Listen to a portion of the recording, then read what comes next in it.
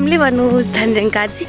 आज हामी चाँडै गइरहेछौँ। हाम्रो भाइ बहिनीहरू गइरहन्। आज हाम्रो चाहिँ अमृत प्रोग्राम रहेको छ, त्यही भएर हामी सब भाइ बहिनीहरू छिटो गइरहेछौँ। अब म एकजनालाई देखाउँछु। धनजङ्काजी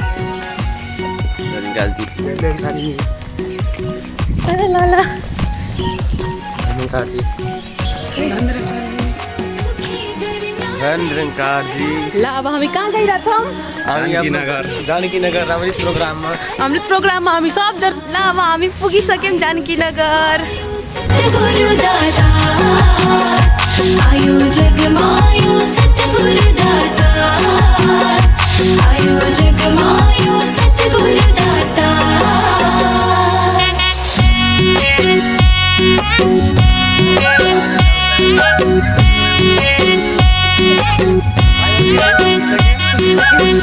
युग युग देखी सतगुरु आउँछ सुखी गर्न यो संसारलाई।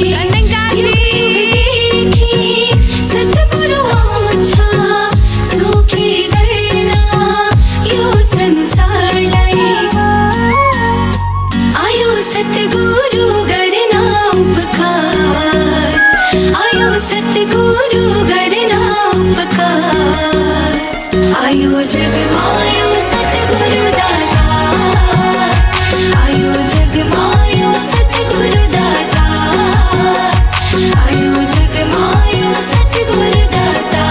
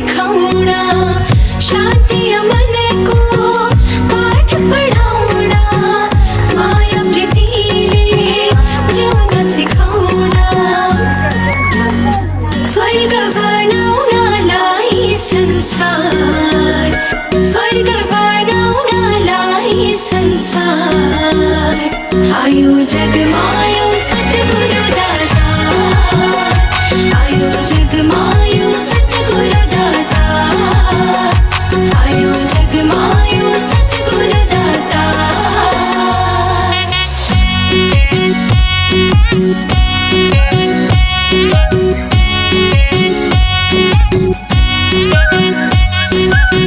सारे संसारा एक बनाउना, सानो ठुलोको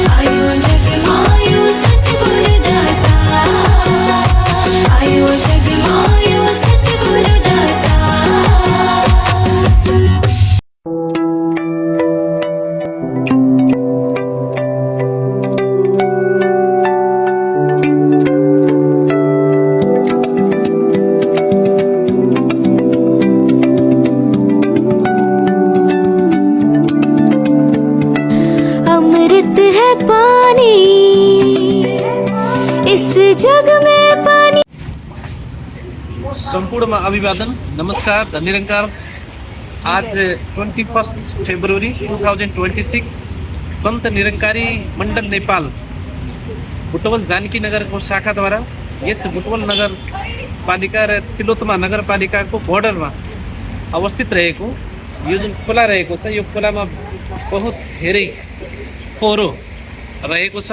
यो सरसफाई कार्यक्रम आज सन्त निरंकारी मिसनले गरिरहेको छ किन यो पोल्युसनले गर्दा विभिन्न किसिमको डिजिजहरू रोगहरू फैलिने डर हुन्छ र कसैले पनि त्यो रोगहरू नलागोस्, सरसफाई होस् र सचेतनामूलक कार्यक्रम आज सन्त निरंकारी मण्डल नेपाल जानकी नगर रूपन्देहीको ब्रान्चले चाहिँ आयोजना गरेको छ र अगाडि के कसो सरसफाई भएको छ यो विस्तृत रूपमा चाहिँ हेर्नु है बड़ा अनमोल अमृत है पानी,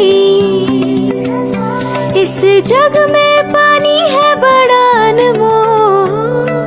पानी से है जीवन सबका, सब ही समझे इसका मोल। संभाल जल की हर दम हो, खुशहाल जल से हर जीवन हो। स्वच्छ जल हो, स्वच्छ मन हो, स्वच्छ जल हो, स्वच्छ मन हो।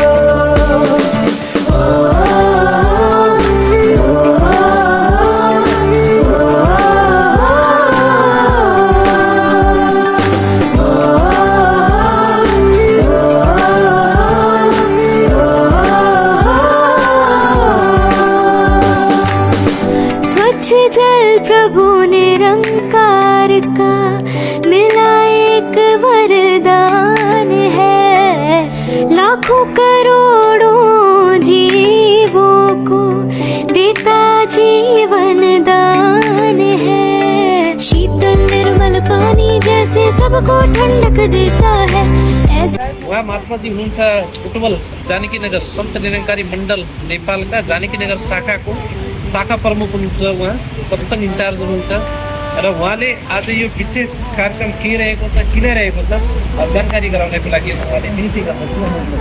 सरसँग जित्या सरकारले भन्नुहोस् धन्यवादजी। आज हाम्रो यो जानकी नगर बुटवलबाट यो चाहिँ जयकुटीमा सरसफाइको कार्यक्रम सुरु भइसकेको छ। यसमा के छ भन्दाखेरिमा भरमको प्राप्ति भरमको समाप्ति।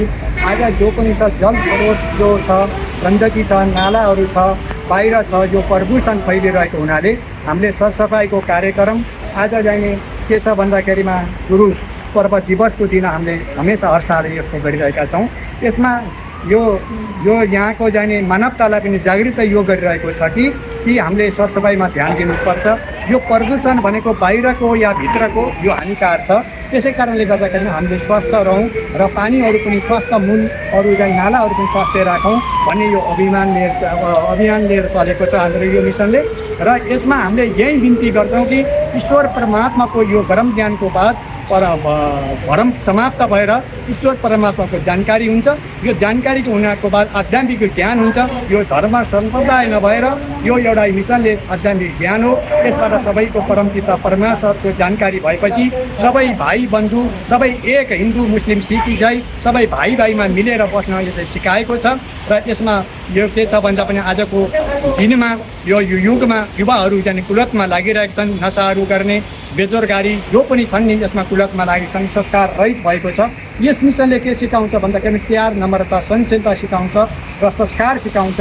आज धनदौलत भनेको पछाडि भागिरहेका छन्, धनदौलत एउटा गुजारत हो, तर जाने यसमा के छ भन्दाखेरिमा हामीले संस्कारमा लगेर जति पनि निरङ्कारी मिसिनमा लागेका बालबच्चाहरू छन् उनीहरू नसा पत्ताहरू गर्दैनन्, सिगरेट गाँजा खैनी खाँदैनन् र झै झगडा गर्दैनन्। यसले नगरलाई मात्रै सपोर्ट नगरेर देशलाई पनि सपोर्ट गरेको छ। घर घरमा यो प्यार अमनको नारा लिएर चलेका छन्। मेन उद्देश्य के छ भने आफूलाई पहिचान ईश्वर परमात्माको जानकारी अहिलेको समयको सद्गुरु सुदीक्षाजी महाराजजीले दिइरहनु भएको छ।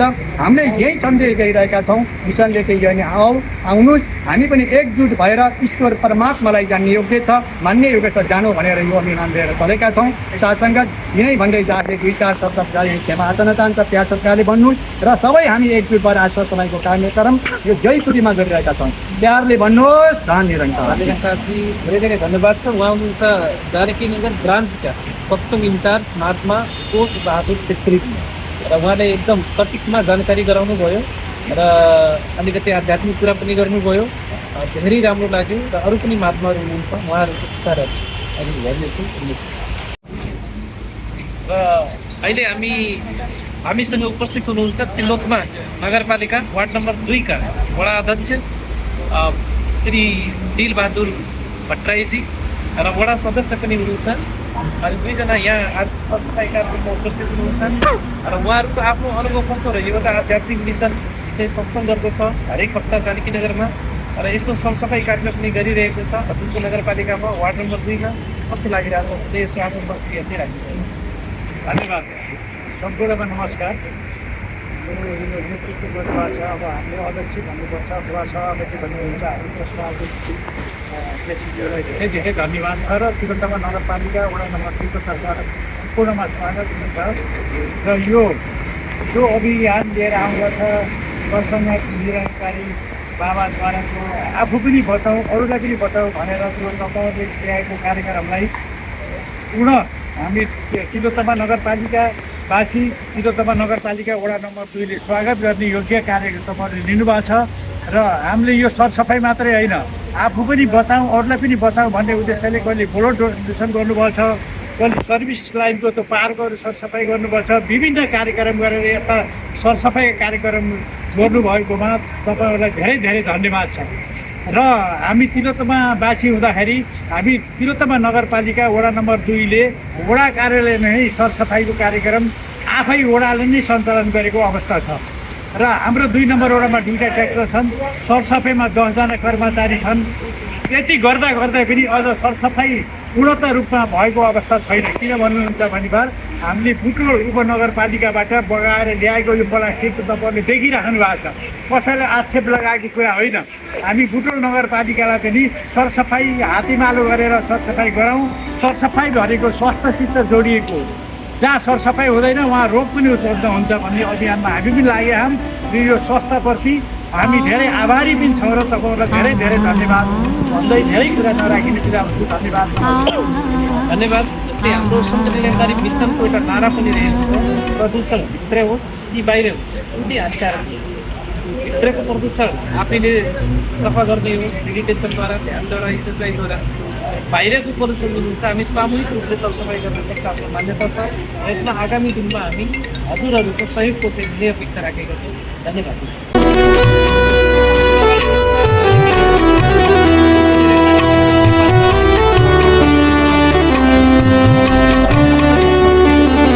जीवन तुमने दिया है संभालोगे तुम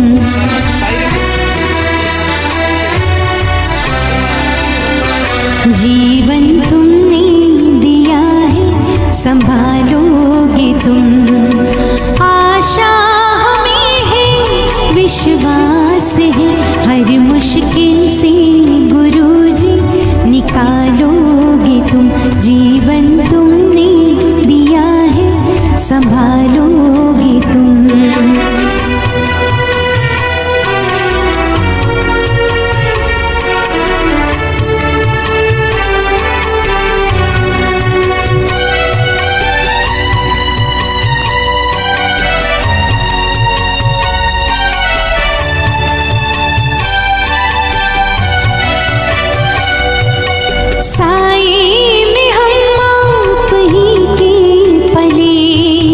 सत्कर्म की राह पर हम चले सारे जहाँ की भला उताको भइसकेछ हाम्रो सरसफाइ गरेर इजेकुटीको अब हाम्रो वार्देउ बाटिका छ हामी त्यहाँ सफा गर्छौँ ल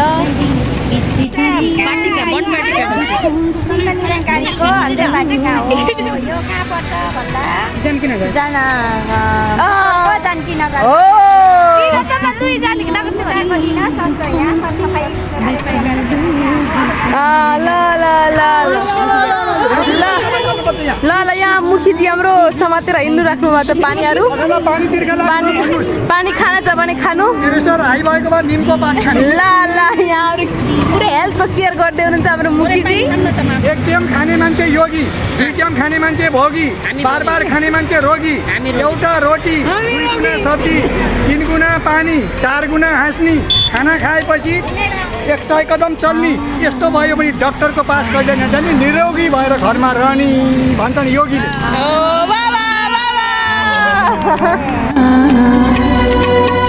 हर पल तुम्हारे अगर साथ है फिर हमको डरने की क्या बात है।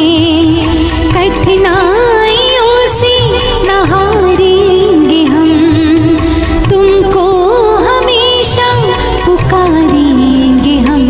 अपने गले से हमें भी लगा लोगे तुम।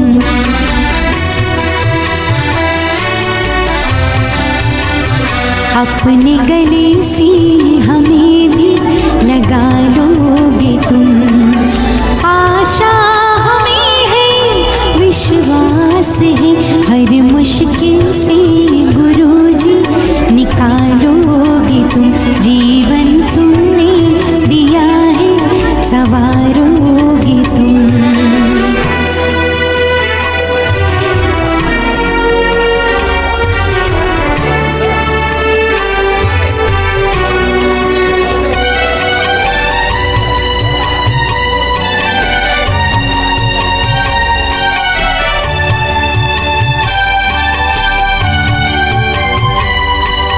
छाया कहीं तो कहीं धूप है नाम कितने कई रूप है। हर शय में तुम हो समाए हुए हम सब तुम्हारे बनाए हुए। हम जो रूठे कभी तो मना लोगे तुम।